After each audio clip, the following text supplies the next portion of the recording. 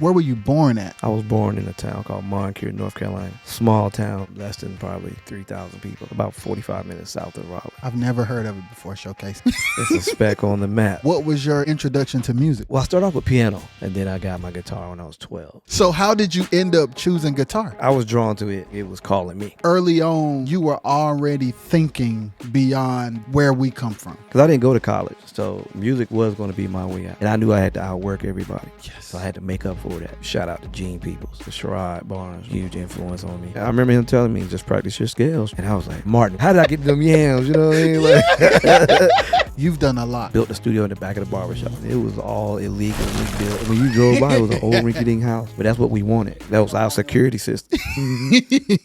But then I'm also dealing with a girl that don't believe in me. Parents are like, when you gonna get a job? You got this. So, you got all this joy over here and pain over there. So all along the way, even when things are hard sometimes, you're seeing Progress. Yes. It took time for me to create my story. Yes. I'm just getting started, bro. What up, y'all? Welcome to another episode of the RXS podcast. I'm Rajay, and I got a very special guest in the building, Darnell Showcase Taylor. What's up, man? Hey, what's up, my brother? Hey, it's good to see you, dog. Hey, it's great to see you as well, man. Thank you for having me on this amazing platform. Man, thank you for being here. Man, it's an honor. Like, seriously, I had to be a teenager the last time I seen you in person. Like, Absolutely. for real. Yeah, for sure. How you been, man? I've been great, man. I can't complain. Not at all. Life Yes, has been sir. awesome. Yes, sir. Yeah. What about you? Good, man. Life is good. That's awesome, man. Life You is all good. grown now, man. It's doing your crazy, thing. right? So you trying to make me sit down. Look, I didn't get older. I got better. Yeah, tell him, man. Yo. So I want to know your story, man. All right, man. So I want to go all the way back to the beginning. Let's go. Where were you born at? I was born in a town called Moncrief, North Carolina. Okay. Small town, bro. Less than probably 3,000 people. I've never heard of it before, Showcase, in my life. It's a speck. It's a speck on the map. You know So, what I mean? like, for people who may not know where that is there like a major city close to it that most people know? Oh yeah, it's south of Raleigh. It's about 45 minutes south of Raleigh, Okay. going towards Sanford, Southern Pines, and all that. Yeah. So people pass it all the time and just probably never pay attention Yeah. to it. But what we're known for is Jordan Lake. Jordan Lake is a main lake right there in central North Carolina. Have you ever been to it? Oh yeah, I grew up right there. Oh, Yeah, yeah. interesting. I literally like less Lived than a close mile. to it. Oh, wow. So I fished, boated, did all that stuff. Yeah, yeah, Really? Yeah. Oh yeah. Like, what was it like growing up there? Oh man, it was excellent. It was small town, but we didn't know that. Yeah. Because like I grew up, like most of the people I went to school with, we're all still friends. Oh, nice. Like we're still, nice. because we grew up close. Yeah. From kindergarten to high school. You know what I mean? So it wasn't like we branched off and went to different schools or whatever. So we literally grew up together for 12 years. So during this time, what was your introduction to music? Growing up in the church, of course. But when I actually got serious about it, it was probably around like 10 or 11. Okay. And what I used to do, I had a cousin, man. I have a cousin. His name is Kelvin Crump. Okay. And man, we used to be in a group together. But before that, Kelvin, he was involved in the community, you know what I mean, in terms of music. Yeah. He was the community guy, Yeah. where he played keyboards and they would travel to different churches in their area or in the region or whatever. And I couldn't play yet. So what I did was I used to, like his son, Kelvin is my older cousin, but his son was my age. Okay. You know what I mean? So his son played drums. So what I would do, he played the keyboard and his son played drums. So what I would do is I would actually just hang with them and just go everywhere with them. Like after church on Sundays, if they had like a program they had to go to or whatever, boy, I'd be piling right up in the car. Like, Yeah. what can I carry? Yeah. Like I wanted to be around it. Yeah. You know what I mean? Man. I just wanted to immerse myself in the culture of being a musician. Yeah. You know what I'm saying? Like before I even started playing. So that was probably 2 years or a year before I started playing. And then I got my guitar when I was 12. Wow. Yeah. So when you're traveling with them, going places, even though you didn't know how to play, you knew you wanted to be a musician. Yeah, I did it all day. Hands down, bro. I knew what I wanted to do. I knew what I wanted to do. So how did you end up choosing guitar? Well, I started off with piano. Okay. You know what I mean? Everybody started with piano lessons Yeah. when I was 8 years old, and my teacher was boring. She didn't make it interesting. You know what I mean? It was kind of like after school, you go to her house and Yeah. you had to play probably for 30 minutes, which felt like 3 days. But you know what I mean?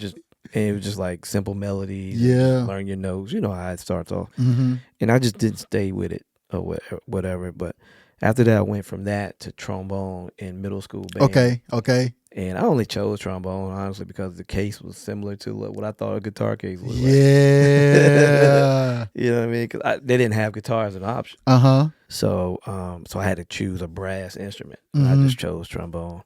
And I kind of wish, man, I actually kept playing trombone. Because now I work with a trombone artist. That'd have been cool to be able to have that out. You know what I mean? Yeah. Multi-talented in that regard. But I put that down. I didn't like the way it made my lip feel.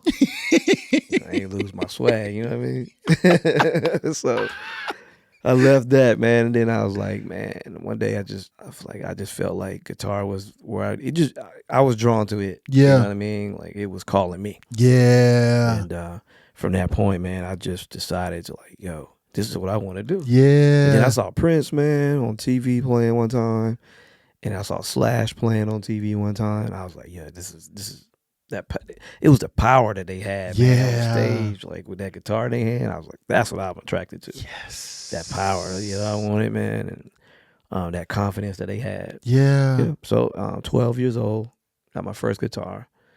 By the time I was 14, I was starting to gig because I picked it up real quick. It was determination, man. Yeah. And what were you like? What were you practicing to? Like, how did you learn how to play? Oh, like so I wasn't formally trained, right? You know what I mean? I just learned by ear.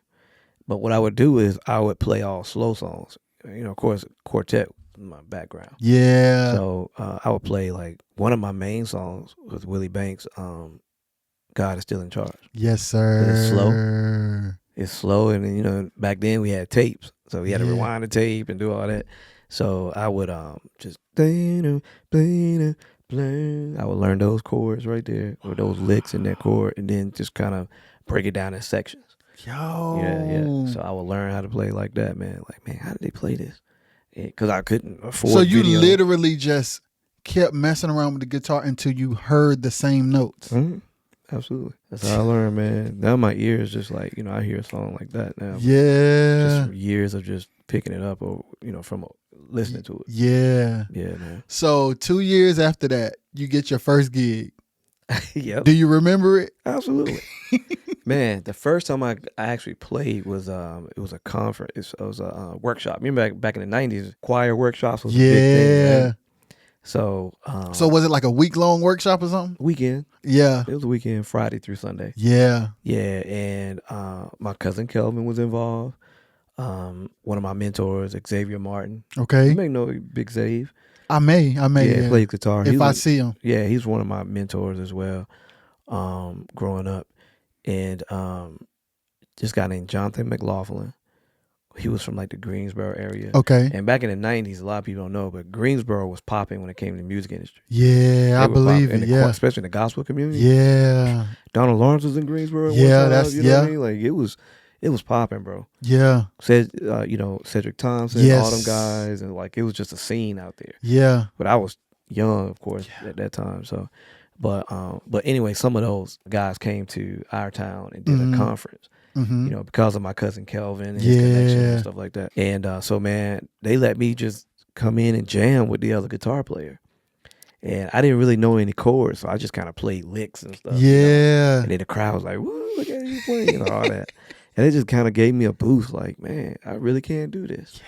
But then the guitar player was like, yeah, you know, he's like, man, you know, you got it. He's like, you got to learn some chords, or, you know, you want to learn some rhythm. And my mentor, Xavier, he was like, yeah, I got to show you some chords, man. Yeah. This is not going to sustain you playing just licks and stuff.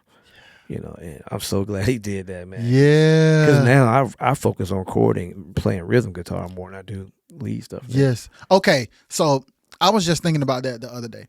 So explain the difference between rhythm guitar and lead guitar. Okay. So rhythm guitar is playing the chords, laying in the groove, laying the foundation. You know what I'm saying? lead guitar is playing all the licks, all that pretty stuff, the stuff that we Yeah. see online. That Yeah. is like, all that stuff. That's lead guitar. Yeah. But rhythm is the chords. And the special ones are the ones who can play melodies within the chords. Yes. That's to me, in my opinion, that's who's special. Because I see some lead players and I'm like, man, it sounds great. And then you lay a groove down, they can't even lay a groove. It just ain't quite curling. You know what I mean? Yeah. And the crazy thing is, in today's time, I noticed that too. Like, especially like in big productions, like when there's a full band, Yeah. a lot of guitar players don't even know where to fit in because of the inability to play rhythm. And it's like, I'll listen to like different stuff and I'm like, they'll be playing like lead guitar, but then there's an aux player and there's an organ player. Yeah. And it becomes like just A lot. right. Well, there's still room though. Even if you're playing with, let's say you got a mains player, somebody on main keys, aux, and organ, you can still fill it up. If your voicing is matching what they're playing, it doesn't matter. All that does is it just creates a sonic stereo, like a natural stereo sonic. Yes. Does that make sense? Absolutely. Because when everybody's playing the same chord and the actual chord is matching, it just automatically opens up the sound. Right. It makes it even bigger. And like you said too, also like playing rhythm guitar with those melodies, it's like, and I may be biased because records I love are parts. So like a Quincy Jones production, the rhythm guitar part is a part. Every time the chorus comes, it's that part. Right. Every time the verse comes, it's that part. Absolutely. Bass line same way, synth same way. Yeah. So in my mind, I appreciate and prefer that style when it comes to a band. Yeah. So when I hear other stuff, like for instance, a guitar player playing lead guitar, but it's based on ability and not necessarily the part. Yes, and what the other guys are playing. I did. So it becomes a thing where it's like, you killing, but they really ain't playing that. Like, if we being for real. Yeah, right. They out there by themselves. Yeah. No, I get that. But you're gonna get that though. You're gonna get it. I think you get that in all instruments, honestly. Yes. You're gonna have some incredible keyboardists who will do that. You'll have some bassists that's gonna play substitutions just because they know them, whether or not it's in the groove or not. You know what I mean? Yeah. And you're gonna have some drummers that's gonna put that feel in there. That's gonna did you really have to play that drum feel? Yeah. At this moment, or could we just lay it in the pocket? That's what I love about quartet, man, because it's just so in the pocket. It's part driven. Yes. You know what I mean? Yes. And when all those parts are sitting where they need to be, and you listen to me when I say this, allow the music to simmer. Yeah. It does something to folks in the audience that they don't understand, and if we understand it, we could basically not necessarily control, but absolutely we can just allow God to do what He does. Yeah, man. You know what I mean? Through us. Yes. In my opinion. Okay. Yes. So I want to stay there for a second, then I'm going to go back. Because in your experience, you've done a lot. Okay, yeah. And you've done very dope things. And everything that you've been a part of, like, has this formula that we're talking about. Yeah. So I want to ask a question for guitar players. Okay. What keeps amazing guitar players from getting work? Not playing the parts. Just that simple. Not playing the parts. Because when people want to hire you, they want to hire you to do the job. And if you come in and you don't do the job, like, you might play all this amazing stuff, but if you don't do what you were hired for, then what's the point? Yeah. You see what I'm saying? Yeah. Because it's, like you said, you want it to fit a certain way to create a big picture. Yes. And if you're not contributing to the big picture, then it's just It's pointless. Yeah. Again, that's my opinion, but Yes. some people may disagree with that. Some people will. Yeah, And that's the thing that I've just gotten to the point in my life where I'm embracing people disagreeing. That's a powerful place. Yes. Proud of you, brother. Yeah, man. Because it's like when you do what you do and you do what you do well, when you get ready to speak from that place, some people don't take it the best. Yeah. Even if it could help. Yeah. So then I'm just like, okay, we just disagree. Yeah. And then you build camaraderie, relationships, production teams, bands with people of like minds. And you just find the people who agree. And then you build your team based on the people who agree. Exactly. And guess what? Their abilities may not be like phenomenal level. They could be average ability. But if they got the right mindset and they know it can play the part and do what they do, you'll sound better than any band I hear with an all-star band. Wow. I guarantee you. I've seen it happen. That's real. I've been a part of it. I'm not the best guitar player by no means. Wow. I'll say that on camera. I don't care. Yeah. But you know what I mean? But you're not gonna beat me being me. Yeah, man. You know what I'm saying? So because I just know what to do. I know how to make it feel right. Yeah. And just lay where it needs to be. Yeah. And did any of that teaching come from your mentor that you mentioned? Yeah, it came from my mentor, and it came from just experience. Yeah. Just over the years, man, just being around the right people. Yes, sir. You know what I'm saying? Like the right producers. Yeah. And I took those nuggets and I applied them to live music. Yeah. Like if I did something in the studio or whatever. 'Cause I started recording early too. I started recording, I was like 16 years old. Interesting. So, yeah. I worked with Dwight Gordon when I was 16 years old, man. 17 years old. And Dwight showed me a lot. Mm-hmm. Him and my man Walt from Racy Brothers. Yeah. Yeah, they showed me a lot. Yes. When I was like 16, 17 years old. And it makes sense too, because the guitar players that do well career-wise oftentimes have a producer's mind. Yeah, exactly. So when they get ready to create their parts, they're not creating it from their ability. They're creating it asking themselves, what does the song need? How can I serve this song? It's just that simple. The secret has been unlocked to you all. It's just that simple, man. Like how can I serve this song? And that applies to every instrument. Yeah. You know what I mean? And again, in my opinion. But yes. Particularly to guitar. Most of the time when I get a record, when someone sends me a record, most of the time it's pretty much done. And it's like, well, sometimes I say 50-50. They pretty much have an idea of what they want. Like I for example, you know Chris Adams out of Charlotte? No, I don't. He's a phenomenal producer. You should look him up. Yeah, I am. Good I'm going brother to. too. Absolutely. Yeah. I'll link y'all. Yeah, for sure. Chris, man, great producer. He had the parts already laid out. He's like, this is what I want. And he would play a mock lead line or whatever. And I'm like, okay. So, and a lot of it was gospel music, he said. Yeah.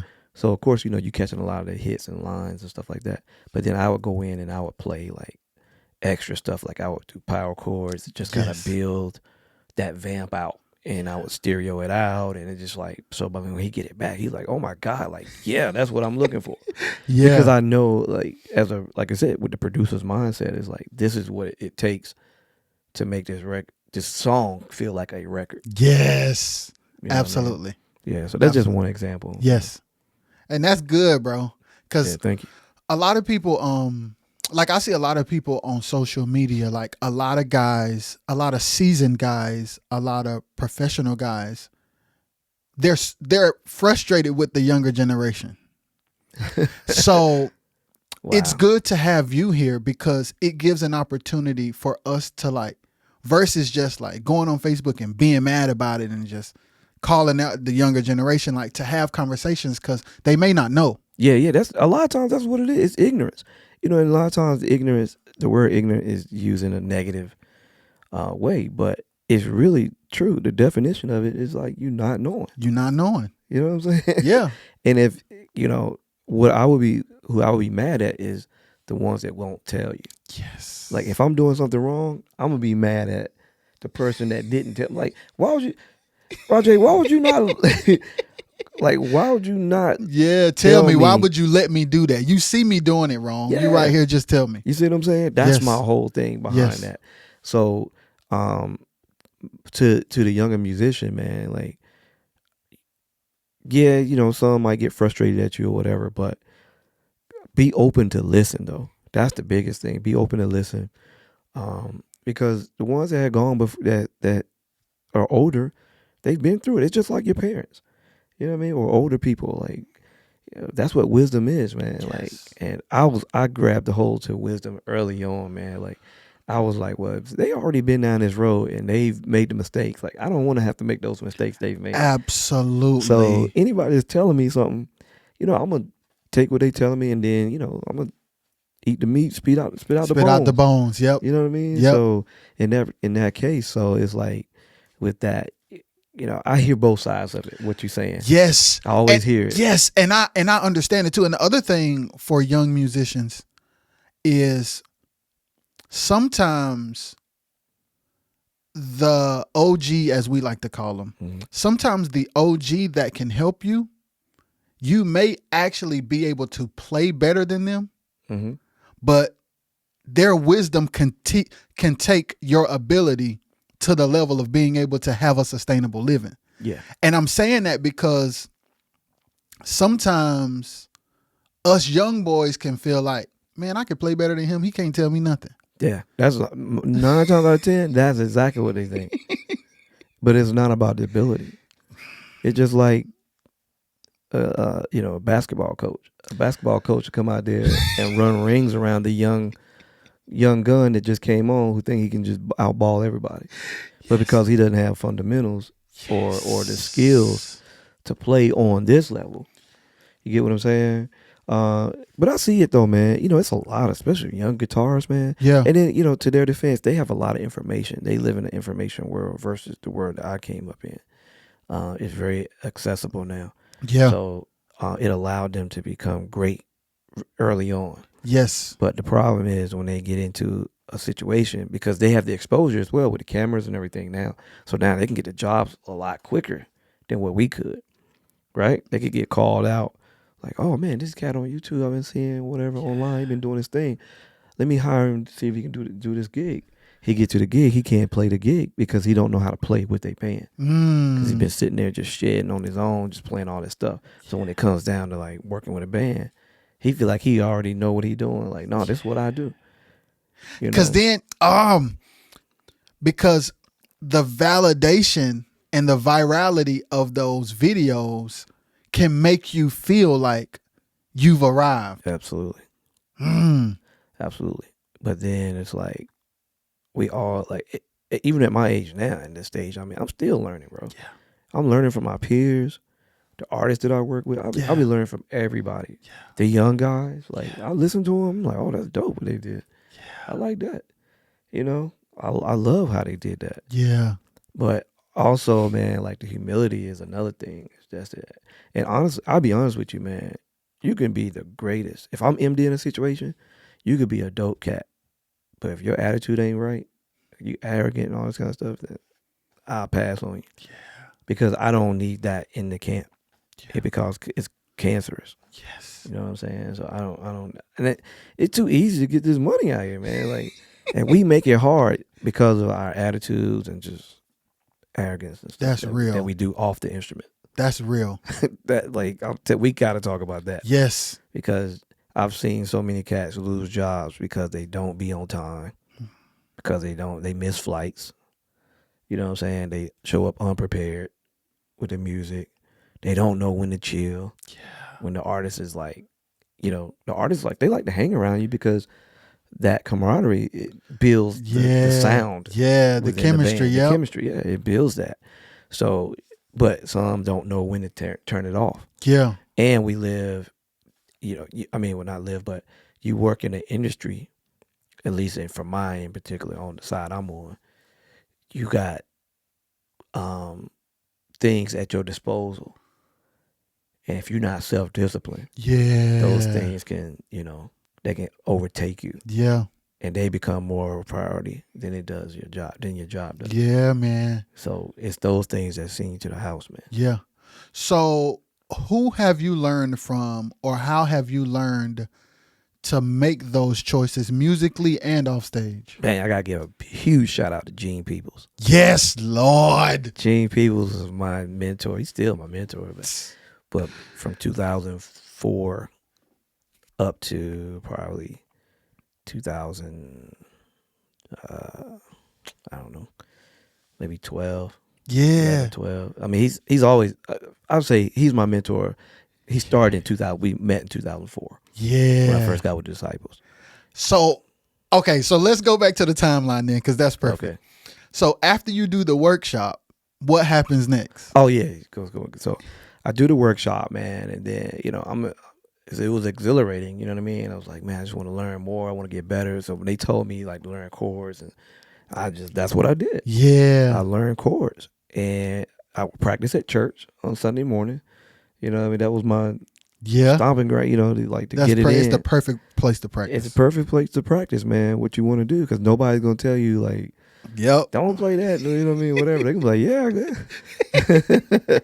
But yeah. So from there, and then I got with this local artist. Her name was Mary Lowry. Okay. And Mary Lowry was a phenomenal singer. God rest her soul. She was a phenomenal singer, man. She ended up befriending a lot of the Barnes family, which is how I met the Barnes family. Yeah. And still friends to this day. Yeah. Shout out to Eugene. Yeah. You know, the whole Barnes family, Luther. Yeah. Sherrod. Yeah. You know, the whole crew, man. That's how I became a that's how I discovered Rocky Mount, so to speak. Okay, I got you. Yeah, because we used to we performed at the Labor Day Classic. Yeah. No, the Classic is different from the Labor Day. Yeah, but it was still Luther's thing, though. Yeah, Just the Labor Day Fest. I don't know what they was calling it. Yeah. So his Labor Day Festival is what I first got introduced to Sherrod Barnes, man. So Sherrod became a huge influence on me at that age, man. So you had never heard of or seen Sherrod until you went to the Labor Day Fest? So I went to the Labor Day Fest, bro. And I was like, who is that? That's what I want. Yeah. I was determined, bro. Because he got soul, feel, character, everything. Present. It's like, he like a rock star. He is a rock star, bro. He still to this day is a rock star. So Sherrod, if you see this, bro, I love you and I appreciate you, man, for the love. Like Sherrod showed me mad love when I was younger, bro. Wow. Mad love. He steered me. Yeah. I you know these young bulls, when you're a young bull, you got all this energy. You just like, let's go. Like, he was like, yeah, just settle down. And like, you know what I mean? Like, he didn't offend me like the way he did it. Yeah. And he was dope. I remember him telling me, just practice your scales, man. Practice your scales. And I was like, okay, yeah. Like Martin was like, yeah. So, he was like, how did I get them yams? You know what I mean? Like, I was like, yeah. So look, so how you do this? He was like, nah, like, man, you got to do this. He really steered me, man. But like I said, him and Xavier Martin, back then when I was a teenager, man, Sherrod Barnes was my hero, dude. Yeah. Shout out to him, man. Yeah. Rocky Mountain's own. Yes. So once you started playing with her, you meet Sherrod, you're playing. Can you tell that you're getting better? Yeah, I could tell. I met Cornelius. Oh my God, that's another one. And then I would be so mad because he would pick up every instrument and be dope at it. Yes. And we're still best friends now, and I still be mad at him. He's posting videos. Good. He just started posting videos again. I'm like, can't stand this dude, but I love him. Oh, and it's crazy because like back when I was younger, like Ray Braswell Jr., Emmanuel Lyles, Cornelius Renfro. Like, if somebody asked me what my style is, it's those three if they were one person. Yeah.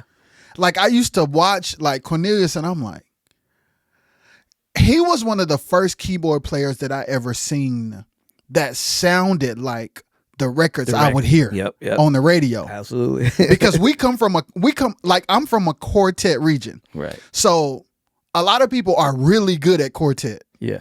But then when I hear like the Potter's House, or if I hear like a Israel Houghton record, it's like, he can play like that. Yeah.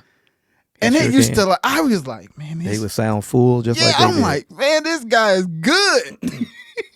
Man, back then he was dope. Back then, bro. Like I was like, man, these cats is unreal out here in Waukesha. I was like, what are they feeding y'all out here in Wilson and Rocky Mount?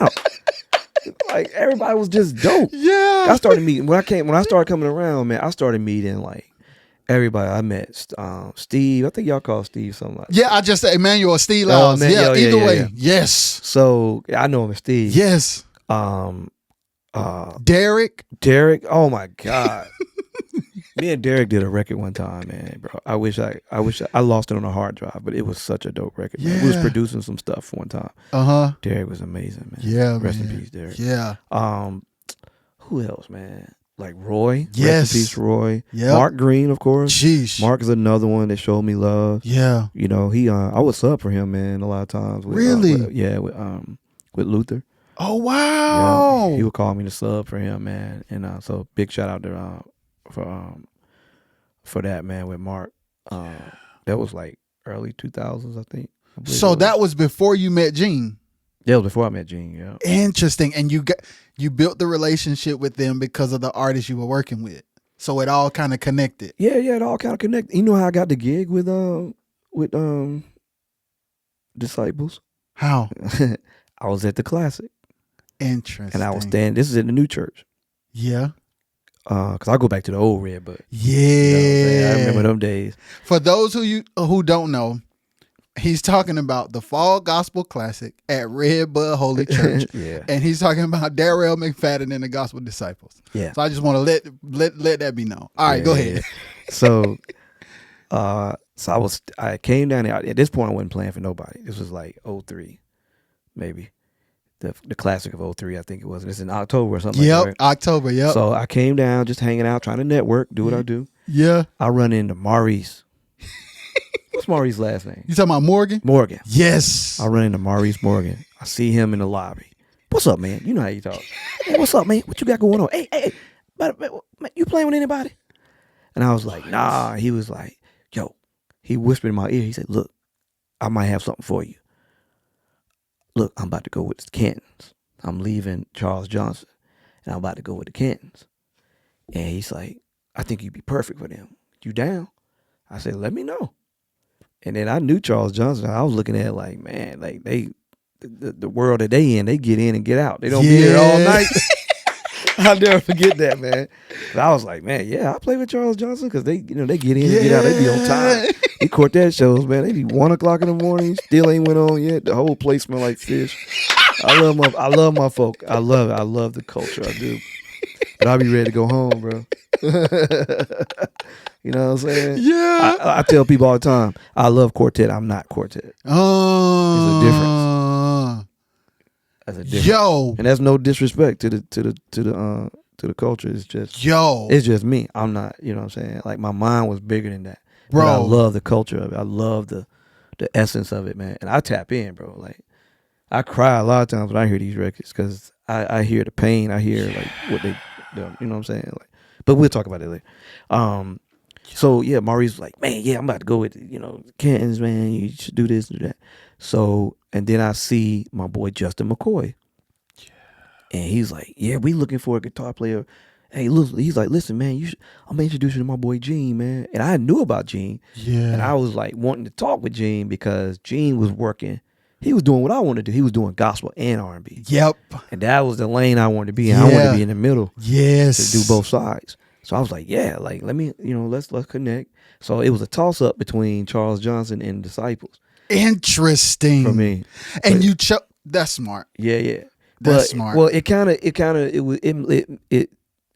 was laid out for me because God led me where I was supposed to go at that time because my man Jack Russell ended up getting a gig with Charles Johnson. So I talked to Darrell, the MD at the time. Yeah. And he was like, yeah, they decided to go a different direction. Okay. I was like, all right, cool. So I already had another option. So would you have chosen Charles Johnson if it was your choice at that time? I think, at that time, I probably would have.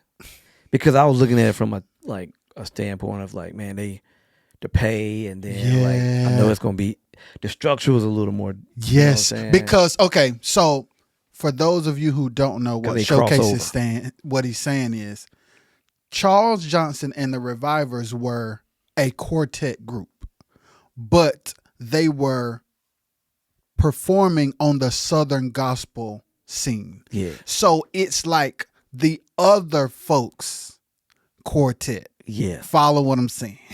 It was a little more structured. The pay structure was a little different, and they were timely. Yeah. So I was attracted to that. Yes. You know. So even early on, you were already thinking beyond just where we come from. Absolutely.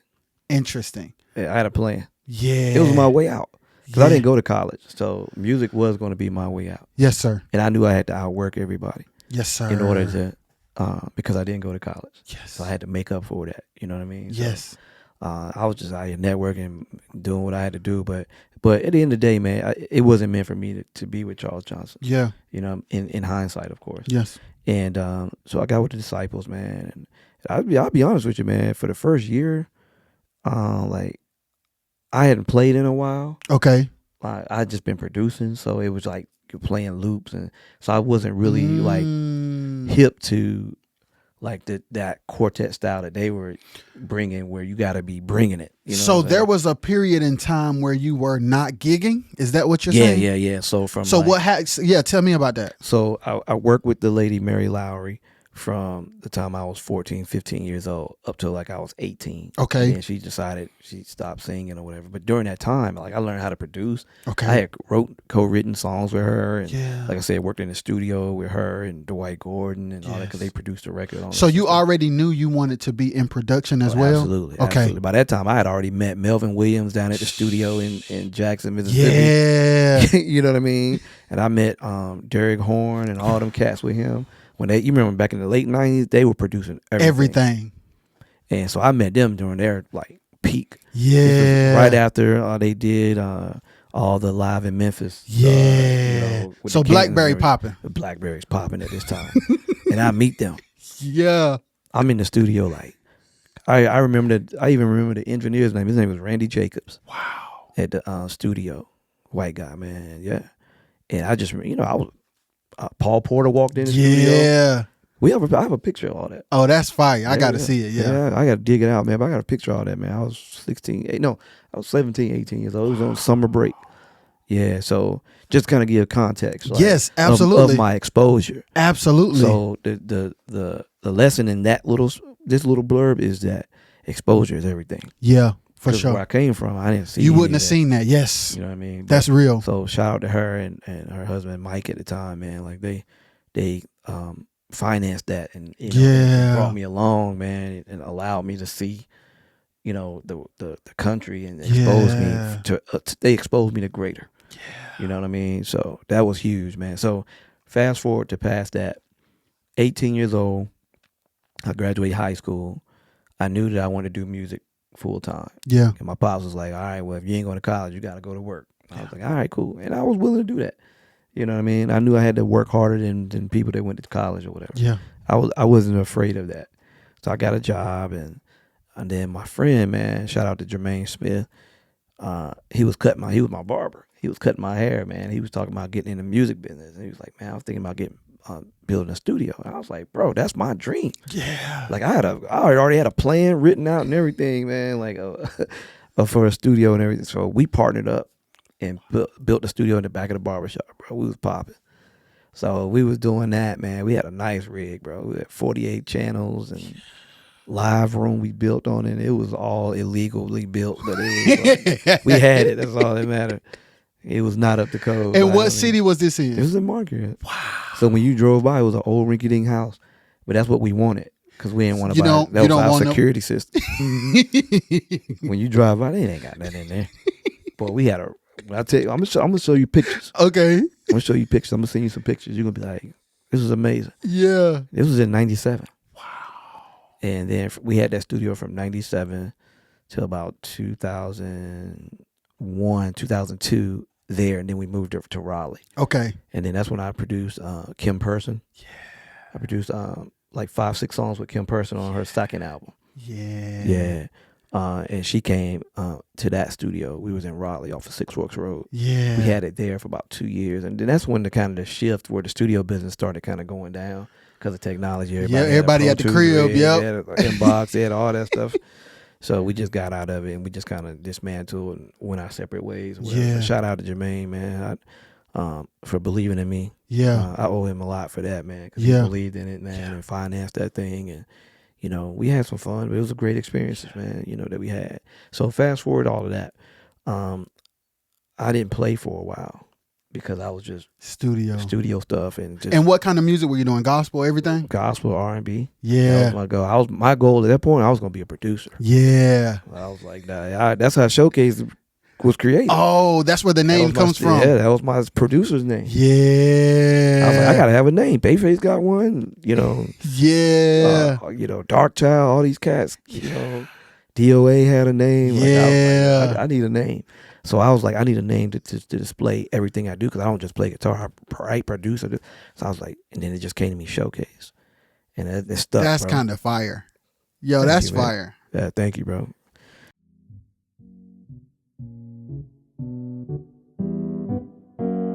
Rajay is the way you say it. What's been going on? Life has gone crazy. You won an award at the QMAs. I did, Album of the Year. I was on the way to the QMAs, right behind the building. I'm watching people walk in. I get in an accident. Okay, this is going to be one of those episodes where we stepping on people's toes. The truth of the matter is, the bar is low. For whatever reason, the biggest groups are not charging enough. Because it's 2024 and not 1994. Use social media to your advantage, man. But then they say, why they don't play us on the radio? Why they don't put us on them big cars? They would have to want to get out of the rat race. Why you busting housing the whole time if you about to lose your house? Trey, if we been Trey, are you gonna say it or do I need to say it? They drinking and smoking everywhere. Please make it make sense. That's the thing about Keith. Keith got where he got because he knew the game. Yeah. Spending money on a good producer, It's an investment. I can't want it better than you for you. At all. If I want it better than you want it for yourself, this is not gonna work. Nah, find somebody else respectfully.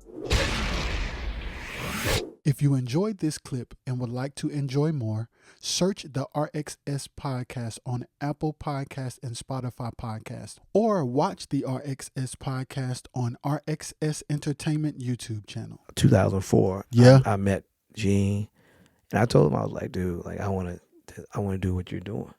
He was like, all right, just stick with me. And Gene will tell you, bro, I would make the sacrifice. I would drive 4 hours just to hang out with him. He wouldn't even be in the studio sometimes. I would just be around him. I just wanted to be around. Yeah. Again, just like I was with my cousin. Yeah. I just wanted to be around it because you learn just from observation. So when cats come to me and say they want to get in the game, like, come serve. Yeah, you might carry some stuff or just come hang or whatever, but it's power in serving. Yes. People don't understand that. It's power in serving, man. Yes. You learn so much, and it humbles you too. Yes. Yes. You know what I'm saying? To where, like, I'm not afraid to carry somebody's bag or whatever. I'll do it now. Yeah. You know what I'm saying? I carry Gene's case or whoever, you know, because of what they gave me. They charged me for that, man. Like, they gave me more than what life lessons. Yeah. Things that I would never, wouldn't have necessarily learned. Yes. You know, but they gave me a lot of great knowledge and wisdom, man. And Gene introduced me to Teddy Riley. Sheesh. To where that relationship fostered on his own, to where I see Teddy out by myself. He'd be like, yo, D, what's good? Yeah. Even to this day. Yeah. You know what I mean? So it's like, went to Future Studios before it actually burned down, like when it was still in operation. Yeah. Like I had a chance to be in Future, man, and listen to him mix Busta Rhymes record while Busta sitting out in the lobby. Like, that's you know, crazy, dog. All while we playing quartet, dude. We probably had a gig that weekend or something. But I'm hanging out at Virginia Beach with you. Yeah. Just on a whim, bro. Like I was a Rolling Stone at that time. Yeah. You know what I mean? Like I would stay with Gene, man, and just like sleep on his couch, man, and you know what I mean? Like I never told this story, man, but yeah, man, he'll tell you. I just sleep on his couch, bro. I mean, man, he exposed me to a lot, man. Yeah. So you're playing with the Disciples on the weekend, but then going to Virginia Beach during the week. I would go back with him. That's crazy. I'll go back with him, bro.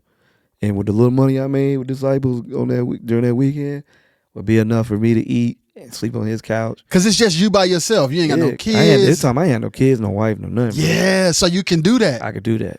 That's another thing that is good to pinpoint. Like when you're in that stage where you're young Yeah. and you don't have kids, you're not married, like getting into student mode at that time is the best time. Powerful. It's like when you're young, don't act like you know it all because you don't. Right. Like just learn and serve That's and it. give it all you got. Man, you speaking, bro. You speaking, man. But that ain't the cool thing to do. Yeah. You see what I'm saying? Yeah. It takes a lot of humility to do Yes. that. Yeah. I was just hungry Yeah. because I wanted greater. I was always a big picture person. Yes, sir. So I would delay my gratification. When a lot of my friends was like going to the club and partying and doing all this stuff, man, they had these nice jobs and all that stuff. They had nice cars and everything. I still had my little cars that I had that was barely working, but I always knew that I would have a better life later. Yes. You know what I'm saying? So, because God had already showed it to me. So, and I'm not saying this for the camera. Like this is ain't cap. You know what I'm saying? Yeah. This is like real, bro. And I would just take my little money, man, and check it. My biggest concern back then was making sure my cell phone was paid. Yep. Because I had to make sure everybody could get in touch with me. Yeah. As long as I had enough money to eat and pay my cell phone bill, I was cool. Yeah. And I purposely didn't have any debt so I could be free. So I didn't have no credit score because I paid cash for everything. Hey, you dropping a lot of gems in bypass. We gotta back up. First of all, for people who may not know what you mean, explain delayed gratification Okay. so that people can understand it. A lot of my friends, when I graduated high school, I always kept up with my life and with my counterparts or my peers' lives who did go to college. I would kind of base my life off of like, okay, by this age, if they're getting out of college, they'll be starting a career and they would be buying a home or doing this, kind of building a family, whatever. I would kind of like look at that and was like, okay, kind of track my life, like where am I at in terms of in terms of where I am in the industry, right? So when I was 18 and I told my dad I wasn't going to college, I said I gave myself till I was 25 to say I would be in the industry. Okay. That was my goal, right? I did a few things before I got with Disciples, but by the time I was 25, it was when I got with the Disciples. You know what I mean? That's when I was like really, right before that, because I did the Luther Barnes thing here and there. And then when I got with Disciples, that was my first on the road gig with them.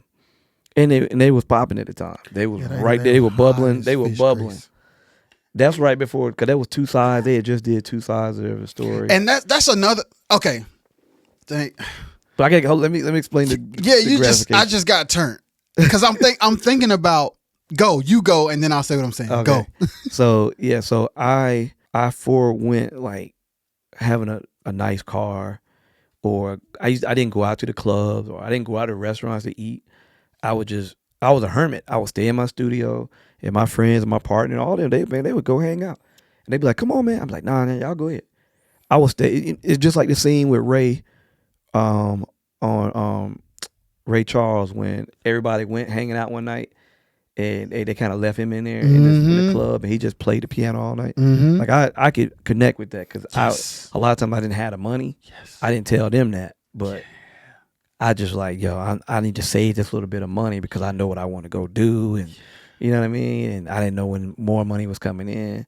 And I could have changed it. I could have went out and just got a job and humbled myself or whatever. But I was so focused on like, well, right now I have this opportunity. Let me learn as much as I could in terms of engineering, playing, and things of that nature. But I didn't play the guitar as much. But outside of that, what I would do was I would, like I said, I delayed everything.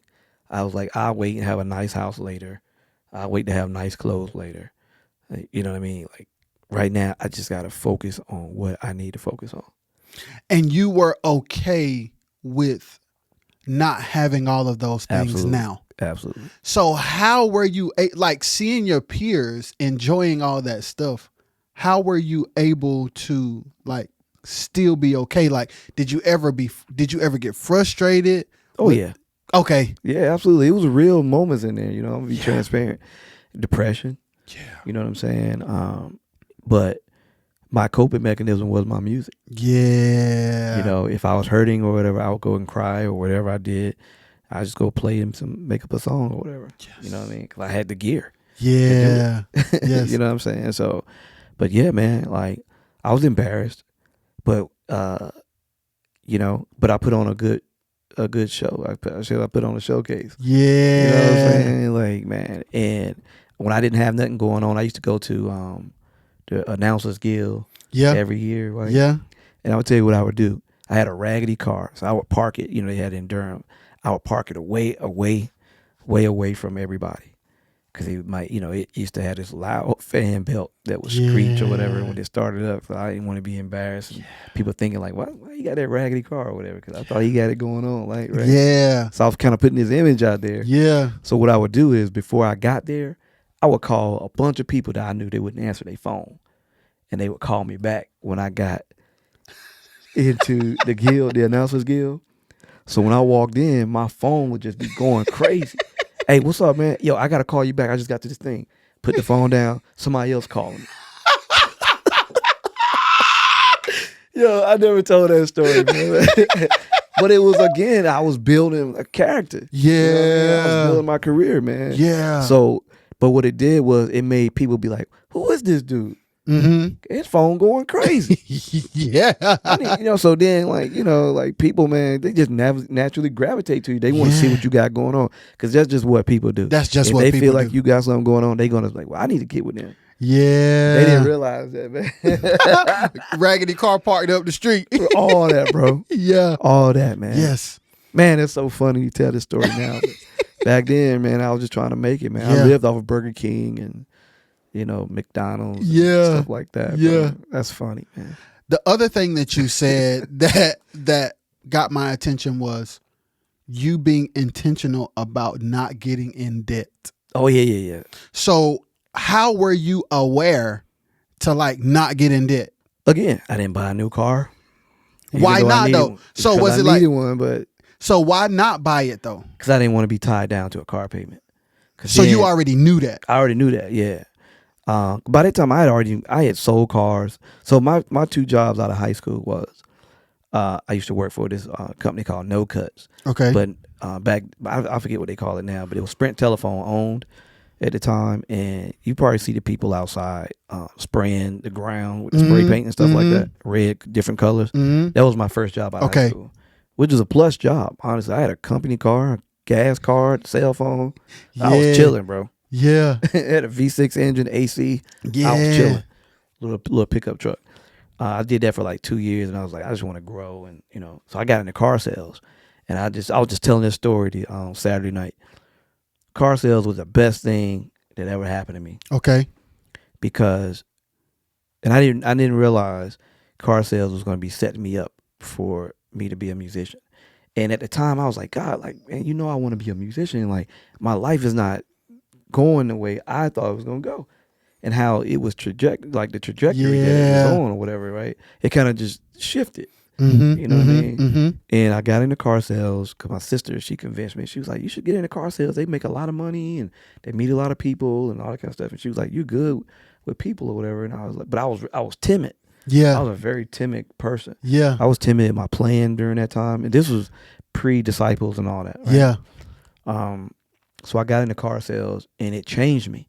It forced me to be able to talk to people, talk to strangers, and not be afraid. Yeah. And not be afraid of the word no, anything. Because I was convincing people to spend $40,000-$50,000 when they walked in for an oil change. You know what I'm saying? Or walk in for oil change, walk out with a new car. A new car, bro. And I got good at it. And I'll be honest with you, if I wasn't in the music business, I'd have like 3 or 4 dealerships by now. Because I really enjoyed it. Yeah. You know what I'm saying? I really did.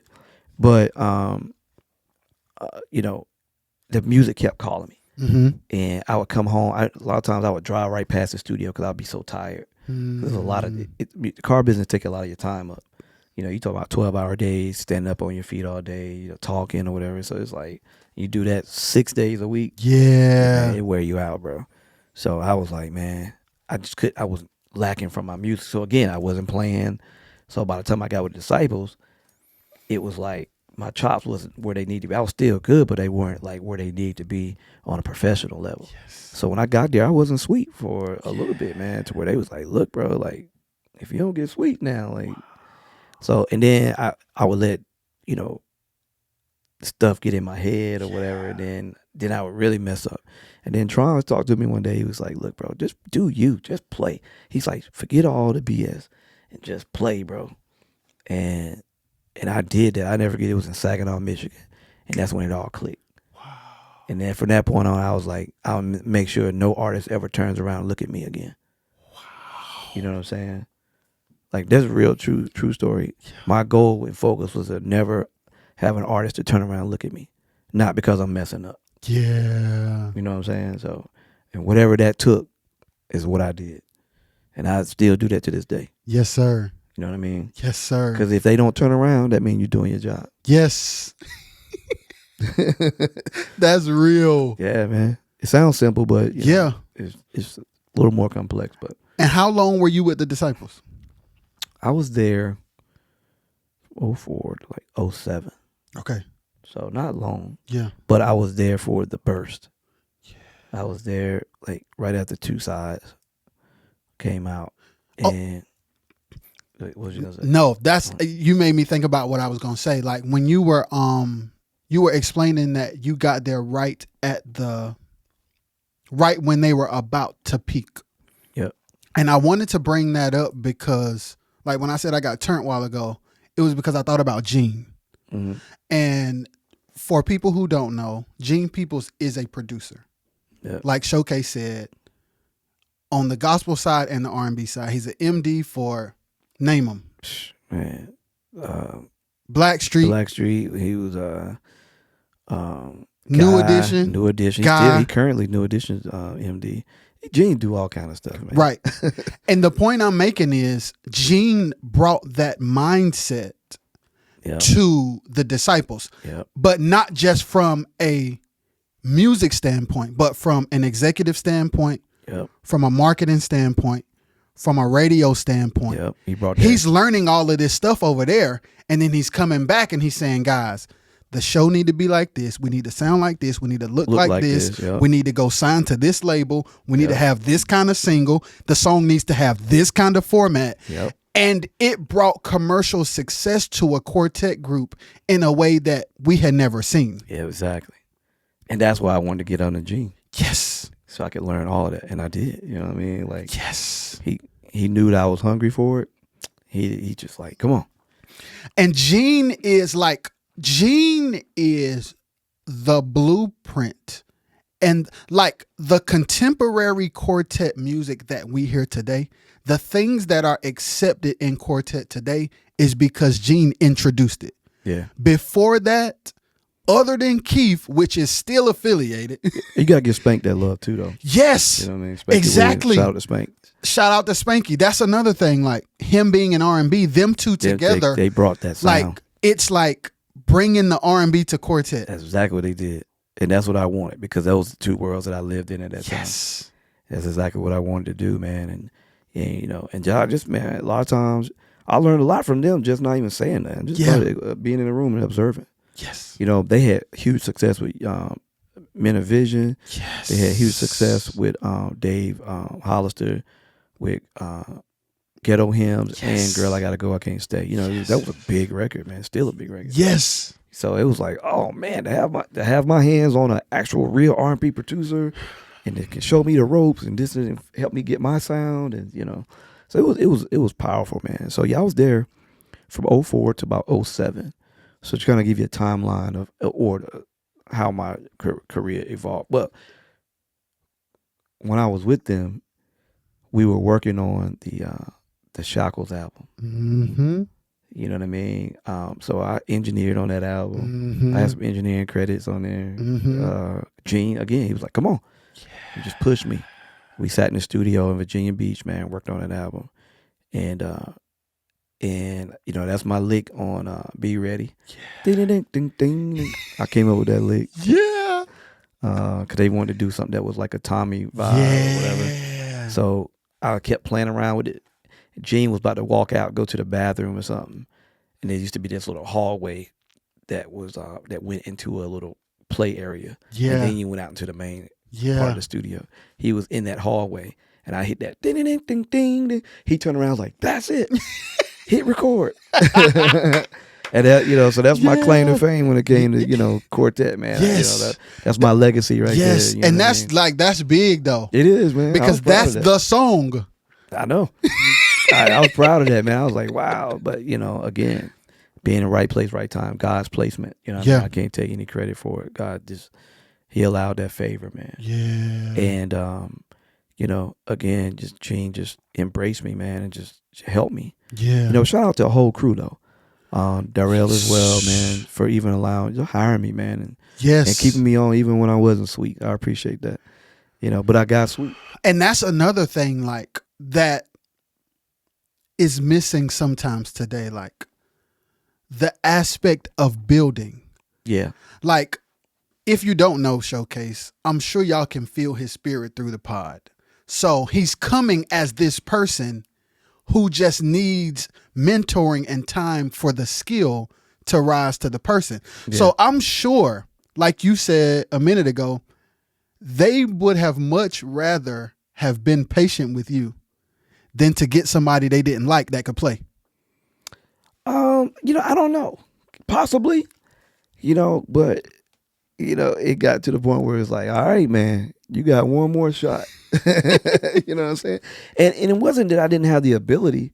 It was just I was in my head. It was the nerves. It was, Bo, man, if you wasn't sweet, man, he would turn around, say it on the microphone. Like, he was brutal, man, but I needed it. And why were you in your head? I don't know, just nerves. I wasn't confident. Mm-hmm. Again, I was this timid player. But then that changed me. Having that conversation with Tron, that changed me, man. Yeah. It just clicked. Yeah. It was like, all right, I'm going to show him I can play. Because I really could. I could play. And that was the only difference between, me and a lot of the other guys. It's just that they just had the confidence of saying knowing they could play. And once I did that, everything changed. It was on from there. Yeah. And then I think that's when we really just hit our stride. Yes. And our sound just locked in once I came in, and got on board with, because they would already, by that time, they had already been working together. Absolutely. So I was like the last piece in terms of the music. Yeah. And tell me about so I don't know, but I'm assuming, is Justin and Robbie from where you're from? Yeah, they're from my area. Yep. And I knew them growing up. Matter of fact, Robbie was in the group that I was a part of when we were teenagers. Interesting. Him and I were the young. Was myself, Robbie, and my cousin Lamont were all the three young musicians in that group. Interesting. So and then Robbie went on. He was dope at a young age, of course. Yeah. And then Justin was in a group. He was in a family group. I forget the name. The Rising Stars, I think it was. Okay. And I co-produced their album. Okay. When I was 18, 19 years old. That's crazy. Yeah. We went to Charlotte, man, went to Reflections and recorded that record. And I learned a lot, man, from Mark Williams. Shout out to Mark Williams. Still talk with him. Yeah. I still call him with questions. Yeah. 30 years later. It's crazy. But so Justin and Robbie, I already knew them. Yeah. So it was comfortable coming into that situation because I already knew them. And they were my ride. That's how you. I mean? Yeah. Did they ever pull you to the side, like, all right, Showcase, tighten up? In that process, probably more than likely. Robbie would have been the one that would have said something. Robbie would be like, "Yo, you ain't sweet, man. You need to get sweet, whatever." So who was, if you don't mind me asking, Sure. because this is a good lesson for people in the group as a whole, who was the most patient? Who was the least patient with you, and why do you think that is? Bo probably was the least patient because he wanted it right. Yes, and when I say Bo, I mean Darnell. Yes, yeah. Which would make sense. He's the lead singer. The lead singer, and he deserves that at the end of the day. The most patient was Gene. Tron next. Spanky was kind of middle way. Spanky would tell me, "All right, Junja, you need to get it together, whatever." It just wasn't clicking. Yes, but after a while, like I said, I had that conversation with Tron in the dressing room in Saginaw, Michigan. I never forget that. And the rest was history, bro. Yo. I never forget that. The rest was history. That changed my life. Yeah. And the reason I asked you that is because I didn't know that's the answer you were going to give me, but it makes sense what I was saying a second ago. For Gene to be the most patient. Yeah. Because he saw down the road. You see what I'm saying? Gene saw my potential. But me and him, we hung together. We hung together the tightest. Yeah. Like I said, even when we weren't playing, I was still there. Shout out to Gene one Shout more out time. to Gene Peoples, Jeesh. man. That's my dude, man. Sheesh. Best friend, man. Yo, that's beautiful, best man. At man. my wedding, everything, man. Really? Oh yeah, man. That's my dude, man. Yo, we got to get Gene on. Yeah, man. You gotta have him on. Cause you can lock him down. Yes, I'm gonna try. Help me out with man. it. Yeah, I'm gonna reach out to him. And then we'll see who get him. Yeah, I'll reach out to him, man. For sure. He stay busy. Shout out to Gene. Yeah. He doing a lot of stuff, man. Major stuff. Him and Brooke Payne, they got a lot of great stuff happening right now. So stay tuned, man. You know, the Meekins project, man. You know, he's working on that. Shout out to him on that, man. I did some work with him on that. So he reached out. He reached back, you know. That's he even beautiful, included me on man. that, man. And I enjoyed it, man. I still enjoy quartet, man. I don't do it, you know what I mean, now, but I still enjoy it. Yes. And I'm always looking at seeing who's doing what. Yes. You know, looking at some of the old stuff, man, and reminiscing, man. So, yeah, so getting back to it, so I leave the Disciples, man. I left the Disciples in 2007. My next to last gig was New Orleans Jazz Festival. Okay. Which was a famous thing on YouTube. Everybody saw that. It was in all white. Yeah. Yeah, that was like one of my last gigs with him. I had one more gig prior to that before I left. And I left them and went to Byron Cage and started working with Byron Cage for about 6 months. That was during the whole I Will Bless the Lord era and everything. How did that happen? I got a call. Funny thing, I got a call from Kenny Leonard. Kenny Leonard was playing with him, and he was like, yo, he need a guitar player, man. They needed a guitar player. He was doing a gig in Raleigh. It was 2 gigs. It was a gig in Raleigh, and it was a gig in Turks and Caicos. Same weekend. So they called me in, did a rehearsal with him, and I came in knowing my material, brought the flavor, you know, and shout out Jamal, my man Jamal Moore. Yes. Jamal was on drums, Ken Friend on bass. Yeah. Oh, geez. Yeah, it was a squad. So how did you meet Kenny? So I met Kenny, funny enough, man, at a restaurant, bro. My boy was having a birthday dinner. It used to be an old restaurant in Raleigh called the Supper Club. Okay, yeah, I heard of that. Remember back in the day? Yeah. And my friend's wife had a surprise birthday dinner for him at the Supper Club. Kenny, trip you out. Kenny, Tyrone, Shedrick, and I think Nate was all playing at the Supper Club. And I didn't know any of them. Interesting. And we were in this back room because it was a big party. Yeah. So I could hear them. I'm like, man, them cats killing. So when they finished, I was like, I was going to make my way over there, introduce myself. Yeah. Just to network. Yeah. I go over there, I introduce myself, and I was like, yo, how y'all doing, man? I was like, I'm a showcase or whatever. And I never get Kenny was like, showcase? Oh my God, I know you got to be bad. If you introduce yourself as your name Showcase or whatever. Yeah. I didn't think anything about it because by that time I had been using that name or whatever. This was had to have been like 04, 05. Yeah. Something like that. That's when I met Kenny. And we just instantly clicked because he started cracking jokes and all that kind of stuff, whatever. We instantly clicked. And he was like, man, I'm going to definitely call you, man. You know, play some guitar or whatever. I was like, all right, cool.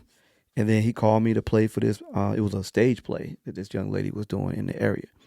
And we did the stage play together, and we just vibed. So me and Kenny remained friends throughout that time. Yeah. So then the opportunity came up with Byron Cage. He was like, oh, I got the guy. Wow. He's right there in Raleigh. Yeah. Called me up because they didn't have to pay for no flight, hotel, anything. Yeah. Did the gig, man. We did a rehearsal in Richmond with Ken, them, and Jamal. And then we played the gig later that weekend. And Byron was like, oh, yeah, bro. Yeah. Wow. He locked me in. Yep. He locked me in. So I worked with him for like 6 months, man. And then after that, it kind of just changed bands or whatever. Yeah. So I want to talk about that for a second. Can you talk about the difference on and off stage between a gig like the Disciples and Byron Cage. And the reason why I'm asking is because for those of us who are musicians, we would consider that the quartet scene, Right. the contemporary The scene. contemporary scene, right. So it's two different things. Right. What are the differences? The difference is structure. The quartet scene, I hate to say, sometimes it can be a little structure or a little loose when it comes to like certain things, whether it be time or just run a show. Like with Byron, like I had an itinerary, I had like flights. You know what I'm saying? You wouldn't just driving everywhere or that kind of thing. It's just a different vibe. When like my second gig with him, I mean, we on the stage with Fred Hammond, Mary, Shirley Caesar. Like it was just a different scene. I was like, this is where I want to be. Yeah. And then like because I always knew because you're getting another step closer with each situation. Each situation where I want to go. You know what I mean? But I'm learning while I'm in those situations. So I took that window of opportunity with Byron to create contacts and kind of stuff. But then it's just like, I wanted more outside of the gospel community because I feel like the gospel community kind of keep you here. It's like you don't have the respect as long as you stay in the gospel community. At least that's what I thought. You know what I'm saying? So I wanted to expand, but my goal was getting to the R&B stage. Yes, that was the goal. That was my goal. So, shout out to Byron, man, Ken Friend, all them cast, man. And Byron, he wanted to hire me to come to Ebenezer and play. They was going to fly me up every week, man. But I didn't feel I should have took it in hindsight. I should have took the job and just did it. But I was married at that time. Yeah. I just got married. Well, yeah, I bought my house, me and my wife and everything. So it was like I don't want to be leaving every weekend, have to fly to go to church and then fly home. Yeah. To DC or whatever. So like that's probably gonna get old. Yeah. But in hindsight, I should have took it. Yeah. So in hindsight, what do you know now that you didn't know then that makes you say you should have took it? In terms of that particular yes situation? Because man, there was a period there once Byron was over, like I didn't really have any work coming in like that. So I ended Byron the artist? Byron Cage. Right. Meaning, but he had his church. Yeah, he was an MD at Ebenezer Church. So you would have still been able to work associated with him, even though he wasn't doing a lot of artist stuff. Exactly. I still would have been on the scene, and because of playing at that church, I would have got exposed, and I would have probably played with all kind of artists. You know what I mean? But I didn't see it at the time because it wasn't part of what my vision was. Yes. And as a lesson to people out here listening, sometimes we see what we want to see, but God is trying to take us in a different direction. Yes. But it will bring you back to where you want to go. But you got to follow him. You know what I mean? You got to trust him. And so I decided to live my life like that now. Yeah. Even though the road may look like I'm on a path that has no direction whatsoever of what I planned. Yeah. He got a different vibe, man. Yeah. And God's vibe is just different, man. He know what we need, and he know what he know what his plan and purpose is for our lives. Yeah. You know what I mean? So in hindsight, looking back on that, man, I regret that. Yeah. Because it was a great opportunity. Yeah. Financially and just career wise. Yeah. It would have been a little work, but you know what I mean? Honestly, we didn't have kids at the time, so we could have sacrificed it. Yeah. You know what I mean? I could have just made it a thing where she flew up with me or something. Yeah. Like that or whatever, yeah. You know what I mean? But yeah, man. So I left him. Didn't work for a little bit. And I ended up getting with my boy Marcus Anderson. Okay. Once again, Kenny Leonard is the glue to that. Yeah. He introduced me to Marcus. He was like, dude, I want to introduce you to my boy Marcus. He was like, the way you play, the way he played together, y'all going to be great. I know it's going to be incredible. Wow. And I was like, all right, cool. So went down and met Marcus at Zydeco's one night while he was playing and checked the band out. I was like, oh, that's cool. Kenny was playing. Yeah. We hung out, me and my friends, we went and hung out. And I was like, okay, it's a vibe. Met Marcus. He was cool. Yeah. And a month later, man, I was gigging with him. The rest is history. When it comes to that, with him, left Marcus, got the gig with Anthony.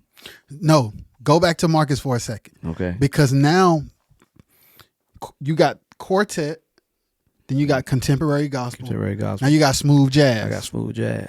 That's partially R&B. Yes. So I'm almost there. I'm almost there, bro. I'm almost there. So, did you find yourself in those 3 different situations?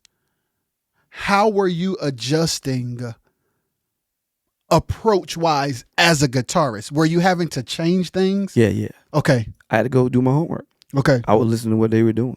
Okay. You know what I mean? Like, okay, when I listen to the smooth jazz stuff, okay, they just plucking and doing this. The little trills, playing transitions, chords. You know, it just, Yes. I had to focus on what they were doing. Wah stuff. Yes. Another question I want to ask. Does the quartet background, especially as a guitarist, does it give you an Yes. I already know what you're going to say. Yeah, quartet is, I'm going to say this boldly and proudly to everyone listening. And you can argue with me on this one.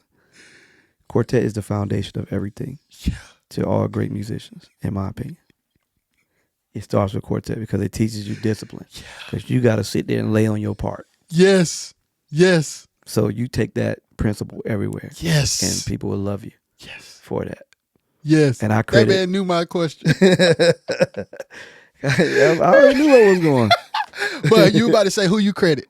No, I was gonna say I credit, quartet for me getting to where I am now. Yeah, man. In my style and just, having a discipline. Yes, sir. Because it taught me discipline, man. Yes, sir. Yeah. You taught any quartet musician that's playing at a higher level in different genres, they'll tell you it's the discipline.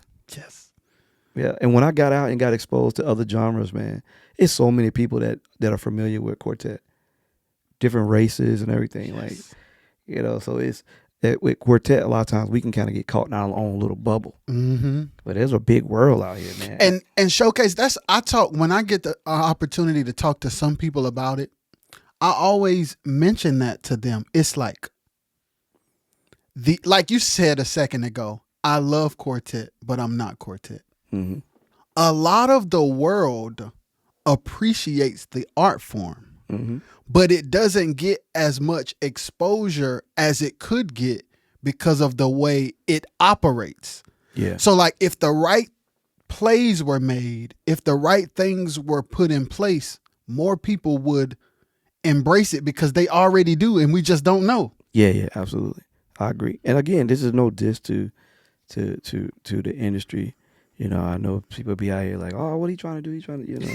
That's not what I'm saying. That's not what we're saying. Yeah. But what we are saying is that it has to elevate and move with the times too, in terms of like, and I will say I do see things getting better. Absolutely. Like, in terms of shows, like I was following, I think her name is Deborah McCrae. Okay. She was posting a show up in like New Jersey somewhere. It was a nice venue. Like they had a backdrop with screens and then like Ray Span, like shout out to Ray and all this stuff. Like they got good sound. And all was it stuff. like dark in there a little bit? It was kind of dark in there. It might have been Summer Sizzle. Okay. It might I have think been. that was it. Yeah. And I was like, oh, this is dope. Yeah. You know what I mean? Like it looks, Mm-hmm. it looks progressive. Yes. You know what I mean? And that's the only thing that I'm saying is that. Yes, and it comes down to like at the end of the day, if we be honest, like even outside of quartet, there are people who, what's the best way to say it? It's all about mindset. It's all about mindset. That's Absolutely. what it comes down to. That's what it comes down to. So no matter where you go, there are going to be people who are complacent in low levels. Yes. And there are going to be people who push for high levels. That's right. And that's always going to be tension there. Yes. At that meeting point. Mm-hmm. Because they don't want to change and then the other ones do. Mm-hmm. So that's going to always, that's in life. Absolutely. You know what I mean? But I believe in it. You know what I mean? Yes. And man, I'm sitting on some quartet gold myself. You know what I mean? Just because I haven't done it don't mean I ain't hip. Yeah. You know what I mean? Absolutely. But I got some songs and ideas and things of that nature, whatever, that I may eventually make my way back to. Yes, sir. You never know. But yes, sir. I'm honored to have played it. Yes. You know what I'm saying? I'm honored to have met the people that I've met in that genre. And I'm open to people coming on the other side and just expanding your mind. That's all. I just challenge people to expand their mindset in anything. In anything. Whether it be like it don't have to be quartet, but it could be a small town. You know what I mean? You got to expand your mind outside of your town and Absolutely. get exposed. You know, when you get that exposure, it just grows, man. And there's so many great men and women now I've seen come out of quartet that's doing their thing on a big platform. Like shout out my cousin Lachelle Crump, man. Yeah. Lala, man. Lala doing her thing. Yes. You know what I mean? Like we were in that same group. Yeah. With I Mary would have Lowry. never known that. Yeah, that's my cousin. That's my cousin Kelvin's daughter. The one that used to take me around. I got it. That's crazy. That's the connection. Yeah, man. So but again, she was exposed early on by traveling, with singing and doing all this, man. And our minds, man, and we used to have a manager named Cecil Wilson, man. This cat used to challenge us and we'd show us everything. He taught me about royalties, publishing, all that stuff. Back then, I was hip to all that stuff, man, when I was a teenager, bro. Yeah, you moving different. Because, like, that's another thing. Like, some people don't even know. Some people produce songs and write songs and don't even know about those things you just mentioned. Yeah, man. You got if you're going to do it, you got to do the homework. And do it like, and do it right. Yes. That's what I was always taught. So, again, it was the people that were around me that made sure that I knew and made sure that I did what so I'm blessed in that regard. Nobody tried to get over on me. Or absolutely. You know what I'm saying? So, and even if I didn't know, I would act like I did and go back and study it. Somebody'd be like, "Oh yeah, you need. Let me know what your your ISRC. I mean, not ISRC, but your IP number is. Yeah. You know, with BMI or whatever." And I'm like, "Okay, yeah, I'll get back with you." Research it. Oh yeah, I got you, man. Yeah. But they was always try to play it cool, like yeah, yeah, I got you. I'll get back with you and let you know what it is. Yep, exactly. And then go home and set it up. And set it up, bro. You know what I mean? Because like I didn't want to be left out. Yeah. But I was learning as I went, man. I mean, man, I got a great opportunity, man. One time I just got called in on a session with my man Mark Middleton. Shout out to Mark from Blackstreet. Okay. He sang on No Diggity and Don't Leave. Let's go. Amazing singer, bro. Amazing to this day still. He was there at the height of Blackstreet. Yeah. When No Diggity was on fire. Yeah. You know what I mean? So he got his own deal. Yeah. And my man Jason Martin, shout out to Jason Martin up in Eden, North Carolina, called me in. He's like, "Yo, man, we need some acoustic on this song, man, we doing for my man Mark." I was like, "All right, cool." So I came up, I played the acoustic, ended up playing bass on the record, right? Next thing I know, they ended up getting me to write and produce other songs on Mark, on my own stuff. So just because that being ready for that, you know what I mean? That song ended up making it in the movie, bro. That song that they called me in on. That's crazy. That was my first placement. That was in '99. That was, remember the Brothers movie? Yes. The Brothers with Shamar Moore. Yes. Yeah. I had a placement in that movie.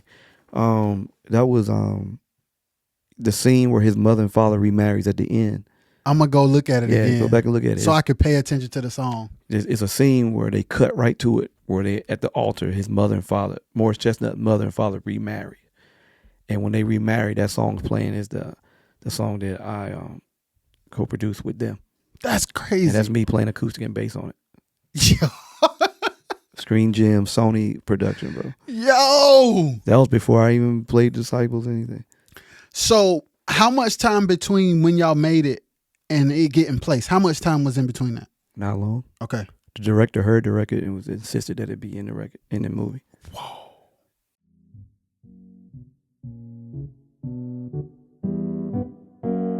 Rajay is the way you say it. You could get a million no's, but it only takes one yes to change your life. And that's exactly what happened. For inspirational purposes, just name a couple of people you've worked with. 1500 to nothing. Faith Evans, Kodak Black, T.I., ZZ Ward, Machine Gun Kelly, Ian Dior. Right now I'm with Ray Shrimmer. On the gospel side, Deion Kipping, J.J. Harrison, Tosh Page Lockhart. That's just to name a few. Sometimes people feel like it's impossible. That's how I felt too. I was out there and Yeah. it just happened like that. But at the same time, you actually have to be good too, though. Like, you don't think you have to have some level of skill, Paco? 30% skill, 70% look. Interesting. Some artists won't even hire you if you're not LA based. Crazy. Out of sight, out of mind. If you're not in LA, you're out of mind. Have you ever lied and said you live in LA? Absolutely. I almost lost the situation. How? What happened? The people need to know this stuff, man. They need to know real life behind the scenes, bro. What did you do, dog? A girl was literally trying to fight me outside. Because He didn't show up. were you nervous, bro? No. If you enjoyed this clip and would like to enjoy more, search the RXS Podcast on Apple Podcast and Spotify Podcast, or watch the RXS Podcast on RXS Entertainment YouTube channel. So all along the way, even when things are hard sometimes, even when things are frustrating, you're seeing Progress. yes. But then I'm also dealing with a girl that don't believe in me. Parents are like, when you gonna get a job? You got this. So you got all this joy over here and pain over there. You know what I'm saying? And that's sometimes we don't talk about that often enough. Nah, we don't. Because it's the enduring that gets us to where God wants us to be. I turned into energy. Interesting. That's for me. That's So what talk about that for just a minute. Well, so I will have these moments where I'll have highlights and I'll have the lows, and I can have a low while I'm having a highlight. So it's like, man, it's one step closer. I make a little money, get a little notoriety, but it ain't necessarily life changing just yet. Yeah. And then, my parents looking at me like, well, when is this thing gonna take off? Because, they felt like I was throwing my life away. I should have went and got a job and went to college, did all this kind of stuff. So when is it gonna pay off? I had a girl who was like, her girlfriend's telling her he ain't gonna do nothing. Musicians are starved and they starving. And she drank the Kool-Aid. Wow.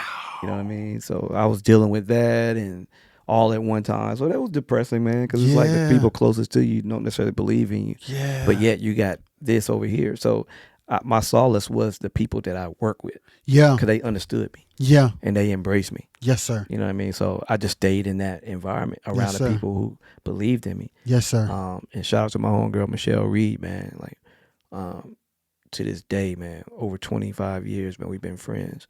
And she's always encouraged me. Yeah. And I told her not too long ago, I was like, even at times where I was at my lowest, God would send you to call me and just tell me how proud of me that you are. Yeah. You know what I mean? And like, I was like, you don't even know that I needed that. She didn't, because I never said anything to her. She would just call randomly. She would just randomly call and just check up on me or whatever. And I would just tell her what I was doing or whatever. And she just, no matter how small it was, she would always encourage me and just tell me like what my future would be. Yeah. You know what I mean? And we laugh about it now, man, but back then it was tough. Man, you needed them calls. What? I mean, because you looking at it, you seeing it, you seeing. Yes. My bank account went on Fleek. Yeah. Oh, they still even now use Fleek anymore, but I'm wilding. I wasn't cooking. That's what they say now, right? I still try to be relevant, man. So but yeah, I wasn't cooking like that, man. Yeah. So it was just, it was hard but I took that negative, or what I considered negative, and I always say that was a Duracell for me. yes, sir. I put it on my back, and I was like, now I got to show everybody. Yeah. I'm determined to make it. Yes, sir. And I had some, man, listen, bro, I've had some great opportunities and I'm not saying any of this to brag. I'm really saying this to inspire others. Yes. You know what I mean? I even had like an opportunity, man. My homegirl, Sanji Mickey, looked out for me in 2004, and she was like, come to Atlanta. I'm going to introduce you to Jazzy Faye. And I met Sanji through a gospel gig or whatever. Her cousin worked in the gospel industry, and she was in the hip hop industry and music industry. And she just like, we just all connected, and that made my way to getting an audition with Jazzy Faye. That's a producer, bro. And Jazzy was like, yo, I like your style, I like what you're doing. And I was already cool with Sanji. He was like, just come to Atlanta. You come to Atlanta, I'll put you to work. And I didn't do it. Why? Because I didn't have nothing at the time. No funds. I didn't have no funds. I didn't have nobody living in Atlanta that I could just bunk up with or whatever. And I wasn't that guy to come sleep in the car. Yeah. I just wasn't. Yeah. You know what I mean? So in hindsight, I always thought about that, like, man, like where would I be? But I think also it wasn't meant also because that's a fast life. Mm-hmm. And what would I have gotten caught up in? Mm-hmm. You know what I mean? That young. Yes. So I had a little more preparing. God had a little more preparing to do with me sir. Before I got handed the keys to the kingdom like that. So Absolutely. You know what I mean? So, but I used to always wonder about that. Yeah. But I'm saying that to say like all these different opportunities presented themselves, man. All meanwhile while I'm playing quartet music. That's what's crazy. Yeah, man. All meanwhile while I'm playing quartet. And then once I left Byron Cage, like I didn't play quartet anymore. Okay. I liked it, but Was it intentional or Yeah, it was intentional. Okay. And why did you make that decision? Because I just wanted to grow. I wanted to grow higher. I would play it to myself, but I wouldn't go do gigs or anything like that because I was trying to build a brand. You know what I mean? And that brand, I wanted to be respected higher than just quartet or gospel or whatever. I wanted to be accepted amongst gospel, Mhm. quartet, contemporary gospel, smooth jazz, R&B, pop. I wanted to be an all around cat. Yes. You know what I mean? So it was like I had to keep moving to Yes. get to where I wanted to be. I ain't stopped yet. I'm just getting started, to be honest with you. Yes. So talk to me about how long did you play with Marcus? Man, for a long time. Even when I was with Anthony, I would still come back and play. Interesting. Yeah. So I mean, me and Marcus, we still work together. Of course, you know Yeah, that. absolutely. It's but I think I probably worked with him probably like 5 years before I had to just like, okay, now you got to hire somebody else because I'm missing. I'm gone for months. Now, Yes. You know what I'm saying? So yeah. So it was 5 years before you got the Anthony Hamilton gig? No, 2. 2. Yeah. So I left Byron in 2007. Well, that dismantled at the end of 2007.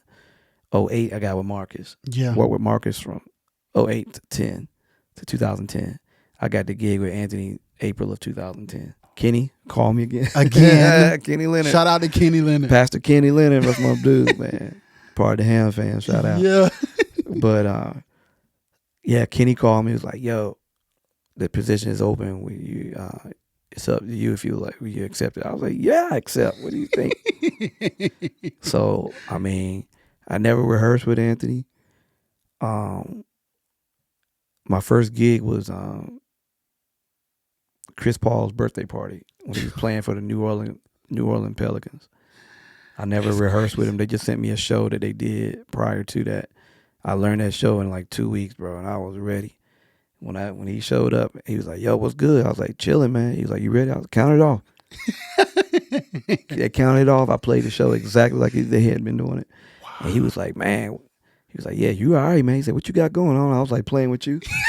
And that was history, bro. For 10 years, dog. Like that was me. Yo, you just straight up told him like, Dre, rest it up. He'll tell you that was the real. That's how it went down. I was that confident at that point. Yes. So that's another With thing. preparation. Yes. So all along the way, you're getting the tools that you need, man. Yep. So at this point, you confident. I'm confident by this time because I had 8 years under my belt. Yeah. To prepare me for that. Yes. You see what I'm saying? And all those different experiences Yes. or whatever. And I had met him. I was working with Yazra. Okay. We opened for him in Raleigh. So I had met him prior to. And of course I knew the band already. But it was only a matter of time. I knew that I was gonna make my way to him. Yeah. So and we just kind of shook hands. He was like, "Anthony," I was like, "Darnell, man, nice to meet you." I didn't say anything else. Just hung out with the guys and just that was it. And then, a year later I had the gig, man. That's crazy. And him and I just built this beautiful relationship over the years, man, even to this day. Yeah. I have a lot of respect for him. I shout out to Anthony for the opportunity that he gave me.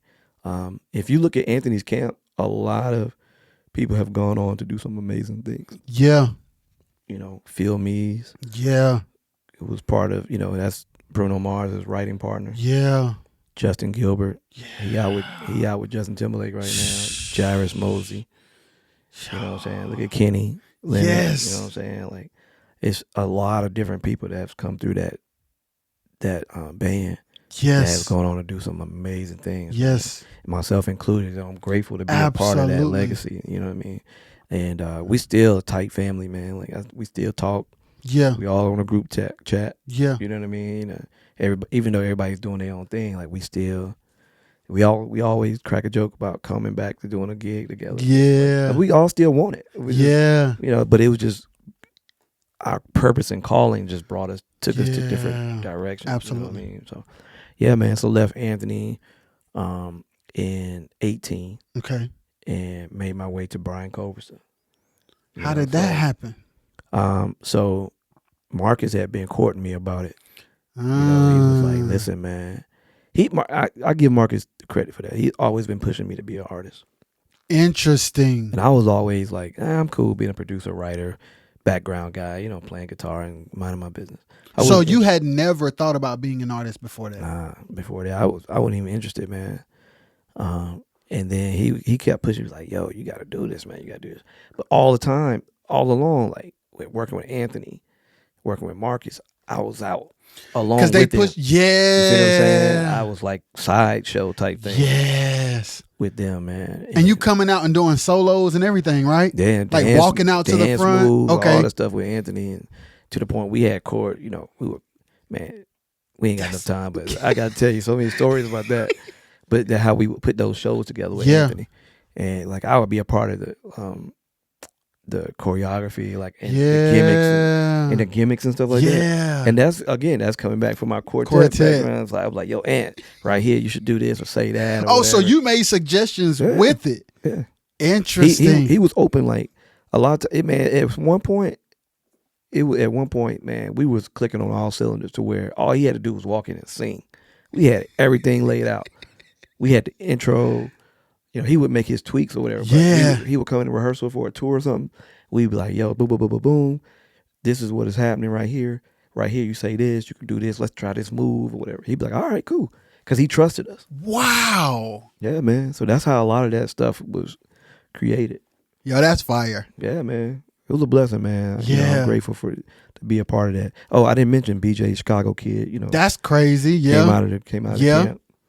Yeah, shout out and the to crazy BJ. thing is, a lot of the other guys had quartet backgrounds too. Absolutely. Hamilton's one, you know. Need I say more? They still quartet. Right. Yeah, man. And it's just like you said, like being from it and embracing it and using the tools and the chops and the techniques to propel you to other places and introducing that sound to a broader audience. Speaking of, I got an amazing story about that. Okay. North Sea Jazz 2013, I think it was, or 14, one of them. Anthony has a song called Praying for Me. Mm-hmm. Praying for You. Mm-hmm. It's country style, but we turned into basically quartet drive at the end. Yeah. And that song was one of the strongest songs we had in the set. Yeah. Right? People they didn't even know what they were hearing, but they just felt it. They felt that hump. And here it was, man. We're in Europe. We're in Rotterdam, bro. Prince is sitting side stage beside Prince is Larry Graham sitting on to my side. So my amps are off to the side of the stage. The monitor board's over here. And Prince and Larry Graham and some other people sitting on some chairs over there watching the show. And we hit that drive. Bro, we had everybody up. Over 10,000 people driving in that building. Prince included. I'm telling you, that's the power of quartet, man. Yes. Yeah, man, that's crazy. And I look at Prince like, yeah, boy, get you some of this. You know what I mean? Yeah. I mean, it was that was a powerful moment, man, to be like full circle. You talk about a full circle moment. That was a full circle moment. Yes. Because it was playing the music that got me into it, that I loved so much. Yes. Getting into the game, to be able to play it on a stage that big across the world, and with them two legends spectating from the side. Man, it was crazy, man. We still talk about that, man. Yeah, that's crazy. I think I got a video of it somewhere. Yeah. I want to see that. Yeah, it's probably on YouTube. Yeah. Prince. That's crazy. Anthony Rotterdam. Going back to like me getting into the artist thing, like I said, Marcus had been pushing me, and he's like, you need to put a record out. You need to put a record out. So in 2018, I worked on a record and put it out. Right. It was Were you my first nervous? one. Yeah, I was. Because I didn't know if people would like me as an artist. You know, it's easy to go in the background because you don't have the responsibility. But now when your name on a card and nobody show up, you got to eat that. Yeah. You know what I'm saying? You got to take that L. So I didn't, I was like, man, I don't know if I'm ready for that, man, or the scrutiny. Yeah. But after a while, man, I just, after you do a couple of shows, you kind of start getting a rhythm. It's just like playing. Yeah. Just get a rhythm, and some people are not gonna like it, and some people will. And like you said earlier, before we started recording, it's like you got to a place where you just didn't care what people thought. And that's how you have to be. You have to be that way. Be confident in yourself. And I know that God gave me a purpose in the sound. Yes. To where it's so interesting, man, because I didn't see myself going back to jazz music. But Marcus, he was like, you should come over here, man, and work with Brian. I'm about to go work with him. Get you some exposure, introduce you to that audience, man, and you put your record out, and you start getting, doing your own thing. And I was like, but I'm over here. Yes. We doing this, we doing that. Yes. We at this level. But I'm here with Anthony. Yes. Came over here with Brian. It put me in a different platform. Yeah. And respectfully. Yes. You know what I'm saying? Because Anthony obviously put me on a big platform as well. But he understood, and we was too cool, and I left right. That's another you good see what point. I'm saying? I left right, man. I had a conversation with him and talked about it. And left the door open too. Yeah. You know what I mean? So, but I just had to come out and fulfill my purpose and what God has called me to do. And man, I've been with Brian 5 years now, almost 6 years. And I've learned so much being under. Brian is my new Gene. Yeah. Brian Culberson is my new Gene. Shout out to Brian Culberson. Just talked to him last night. He was talking about some stuff. Yeah, he's my new Gene because if you don't know anything about him, you need to look him up. I do. He is a genius. I don't know how I got introduced to him. It was either because of Marcus or Nick. Yeah. But once I got introduced to him, I realized that my Uncle Tyrone, a long time ago, had put a bunch of his music on my iPod. Oh, wow. Nice. So that's what was crazy. So then I just started listening like, this is crazy. Mm-hmm. Because it's like, it's R&B. Yes. It's everything. And he's so good. It's like he really he plays with feel. Yeah, he it's does. Like, yo, he got feel. Like this is special. It's special, man. Yeah. And I remember seeing you remember the Monique show? Mm-hmm. He had an album that came out called 12, I think it was, or 10 or something like that. I can't remember. Mm-hmm. But he had a song with Avant. It's called Skies Wide Open. And they were on there promoting it. So I was just flipping through the channels one night. This was way back then. This was way before I even played with him. Yeah. Years. And I'm flipping through the channels, and he's on there and promoting his album. So I'm like, yo, it's a jazz dude. He doing an R&B song with Avant out of all people. And it's a dope song. I was like, yeah, I gotta follow this cat, man. So that was my introduction to him. And I told him that story. And he was like, wow. I was like, yeah. And because like you said, he blended R&B with jazz. I was like, this is my vibe. This is what I'm trying to do. And I got with him, man. I've learned so much, man, being under him, bro. Again, coming in, humbly serving, man. But I'm also gaining knowledge the whole time I'm here. And he's open to share if he see that you really interested. Mm-hmm. So when he's in the studio, he's sending a new record out, I'm calling him like, yo, what patch did you use, man? Yeah. How'd you get this kick to do that? Whatever. Like, Yeah. how you get your bass sound so thick, man? And he'd be like, and he's a nerd when it comes to that. Yeah. He's gonna tell you like, oh, I use a Neve preamp. We did this, we did that, and then blah, blah, and like we go down that rabbit hole. Yeah. But all that's doing is preparing me for when I put this record out. Yes. Get what I'm saying? Yes. And being a performer alongside him has helped me build a fan base even more. Yes. Because now you're not with him as just a guitarist. You're also displaying your artistry. There you go. So it's different. There you go. There you go, bro. It's, again, I didn't see that coming. Yeah. But God had a plan. Yeah, man. And Marcus will tell you, I was real reluctant. Mm-hmm. And he was like, bro, I'm telling you. So I got to give him credit on it. Yeah. So now you all the way in it. I'm all the way in. Showcase is an artist. Showcase is an artist officially. You see that I got the merch right here. Yes. You know what I mean? I got the new album dropping Friday, September 27th. Yes. Entitled Worth the Wait. Let's go. I have a current single out right now that's in the Smooth Jazz Top 100 on the charts right now, entitled Nights in Napa, featuring the legendary Patches Stewart on trumpet. Wow. Look Patches up. I list goes am. on, bro. He's a trumpeter, man. This dude play with Miles Davis. That's all I'm just saying. So listen, I want to talk to you about that too, because now you're literally on another level. Like as an artist, you're especially smooth jazz still play on the radio. Absolutely. So now you're getting into the publishing side of things and everything. Sound exchange. Yes. So have you started to see any revenue from that side of it? Absolutely. Okay. You know, Marcus and I had a #1 on his last record called Soul Ties. That's insane. He featured me on it. That song went #1 for 2 weeks. And my sound exchange was popping. And I'm like, we split that? And it's still this? Yeah. I immediately was like, yeah. That was the turning point, bro. Like, interesting. yeah, let me go and finish this record up. Yes.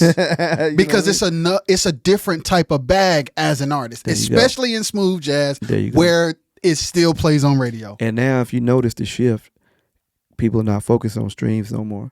Everybody, even in all genres, everybody's focusing back on getting their songs on radio. Yeah. Because, you know, there was that shift when streaming first got popular. Oh, we got to get so many streams. I don't care about no streams, bro. Streams, you don't make no money on it. My Spotify right now, I don't even know if I got 100 people, bro. Yeah. You know, I need to get more. Yes. But that's not my focus. Yeah. But I'm looking at these radio reports I'm getting every week.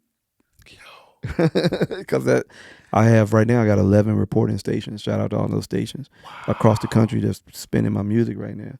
You know, so I'm grateful for that and that opportunity. Shout out to Jason Goroff for working that record for me. Yes. Yeah.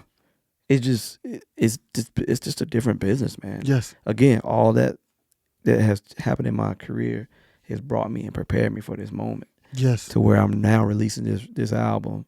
You know, I don't know when this is an era or whatever, but I'm gonna try to. I think we should time it to be with the release. That would be amazing. September 27th. Yeah. So, you know, I available everywhere on all platforms. September 27th. I even have the actual physical CD. Let's right here. go. It's the physical CD. So where can they get that from? They can get this at my website, showcasedent.com. And hopefully you put that on the lower third. You for know us, it. my guy. Yes. You know what I mean? So yeah, so this has got some amazing music on it. I have some amazing collaborations on here. I got a collaboration I got a song called Paradise. Well, you know about Nights in Napa, featuring Patrick Stewart, legendary trumpeter. I have a song called Paradise, which features Chelsea Green. Are you familiar with Chelsea Green? No, but I'm gonna look all these people. She's an incredible violinist, man. Okay. She's up and coming. You should definitely tap in with her. Marquel Jordan, saxophone player out of Chicago. Okay. Incredible. He's an artist himself. I even got a song with my boy Marcus Cole. Yeah, I know Marcus Cole. You know, Marcus Cole out there right now with Fred and yeah. Keith. You know, I don't know if y'all checked that album that they have out called FKM or whatever. Yes. Man, that album is incredible. I actually played on one of the songs. That's fire. On the trilogy. It's not on the one they just released, but I think it's the next one they released. Okay. Yeah, they called me in to play on that record. So shout out to them for that. I got a song with my man Big Daddy Kane. That's crazy. On this album, man. So I got some great some collaborations on here, man. I'm proud of this one. Yes. My first one was kind of like the first, the first one, but this one right here put a lot of thought and effort into. God even showed me favor, man. I had Will Downing take my pictures, bro. Really? Will Downing was my photographer. He flew down to my crib and we shot these pictures, man, within 2 days of talking.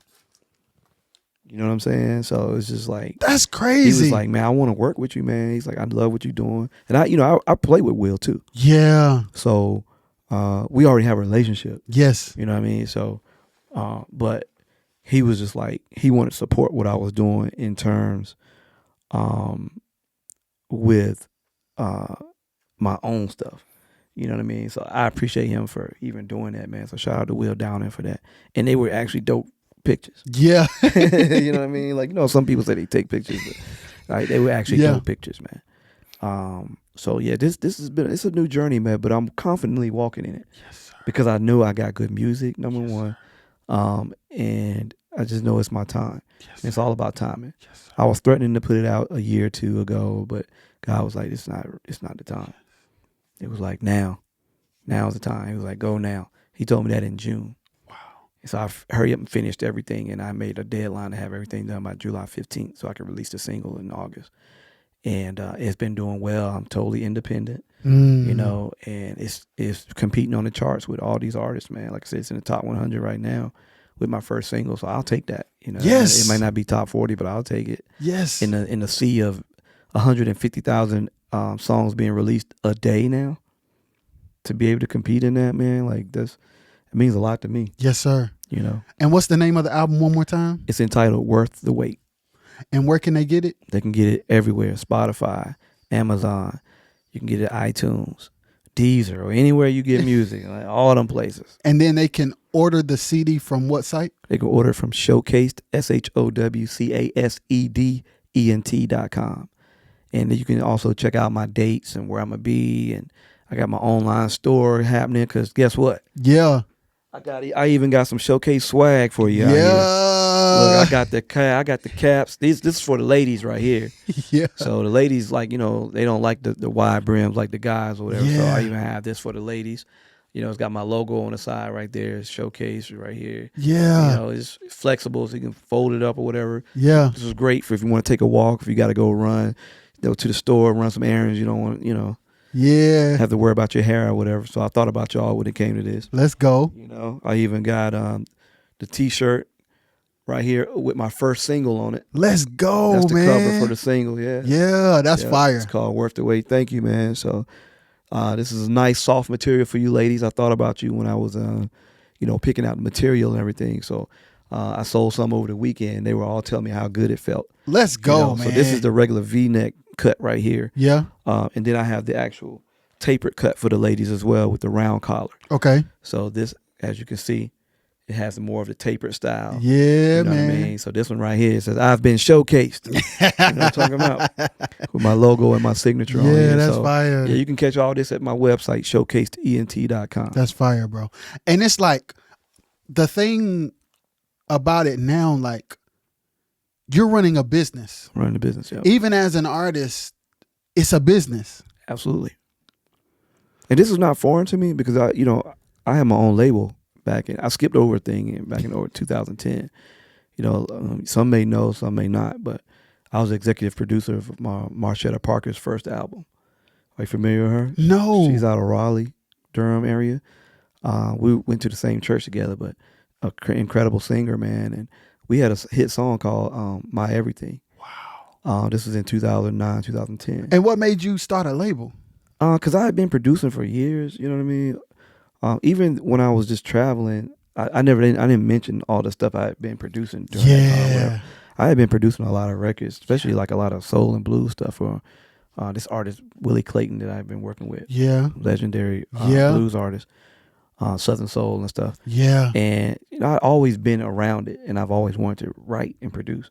And I just kept watching her at church, and I saw her, and I was like, yo, this is like, she's dope. I want to do some music with her. Yeah. And we created an album, man. And I just instead of trying to get her signed, I was like, I'm gonna do it myself.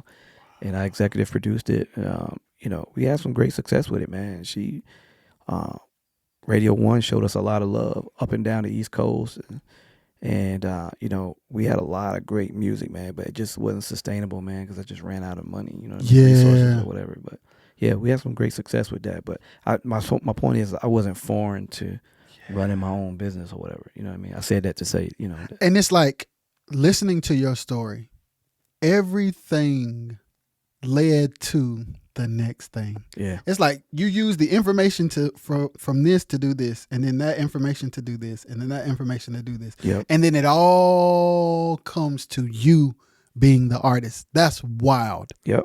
Ain't that crazy? I didn't even think about, I didn't think about it like that. And then another reason it took so long for me to be an artist was because I had to develop a story. And people, what do we buy into? We buy into stories. Yep. Right? Yep. So it took time for me to create my story. God had to create my story first. Yes. Dig what I'm saying? Yes. So for y'all out there that's feeling like, it's not happening for you yet, you got to wait and let that story develop. Yes. Because that's what people want to know. They want to know your story. Like, I had a lot of ups and downs. I had a lot of great highlights, man. When I look back over my life, man, how I started and where I am today, I'm just blown away, man. The people I've worked with, the relationships I've had. I have people I can call friends, like Big Daddy Kane. Like, I'm not just saying that, like, these are people I actually kick it with. Kim.